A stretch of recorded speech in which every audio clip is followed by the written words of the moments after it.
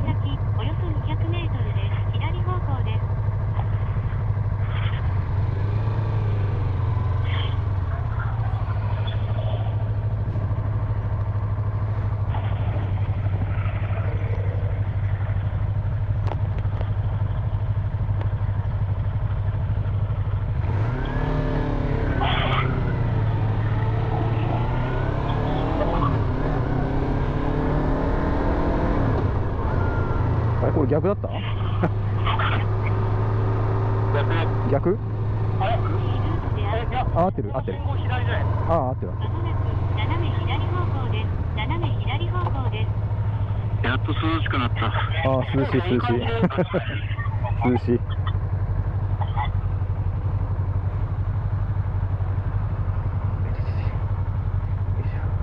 ちょうどいい時間帯ですね。うん。そうですね。これぐらいは。これでもうちょっと湿度がなくなったら最高なの。うん。気持ちいいやつ。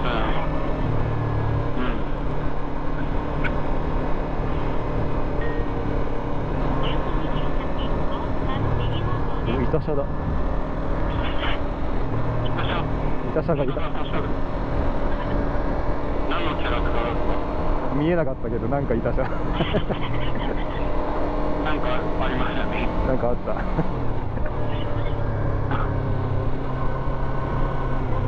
だから前奥様行った時に、前走った車がいくつだったんですけど、なんかあった。はい。後ろに向かってなかった。アニメずっと流してました。だから後ろ走って、なんかずっとアニメが見れる。法的にやばいやつじゃない。後ろにモニターがあって、後ろの人に見てる。すごい布教活動してる。そういう力があるのみたいな。なんかオープニングがずっと流れてる。オープニングなんだ。ちなみに秩父はあの花っていうアニメの。ああ、はいはいはいはい。そうですね。まあ有名だよね。はい。岐阜じゃないです。なんで岐阜なの？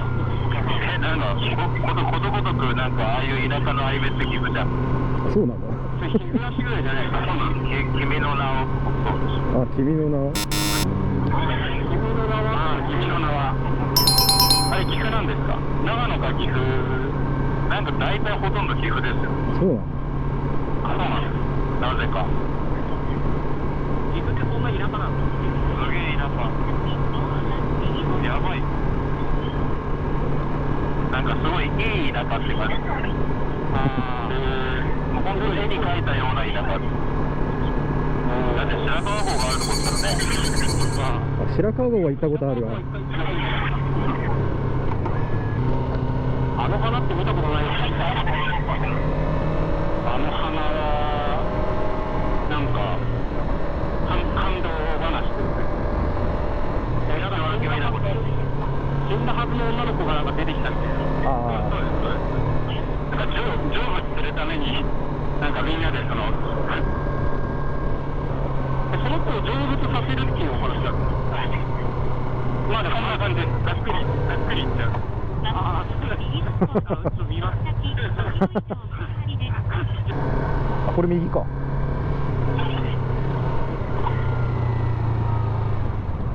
右方向です。そうですよ。右折専用信号がある。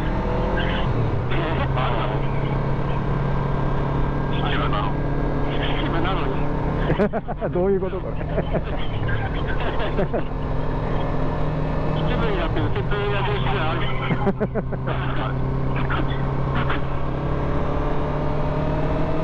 昼間でも黄色出たのかと思った。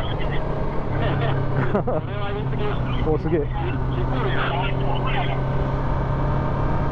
あ、綺麗。右側綺麗ですね。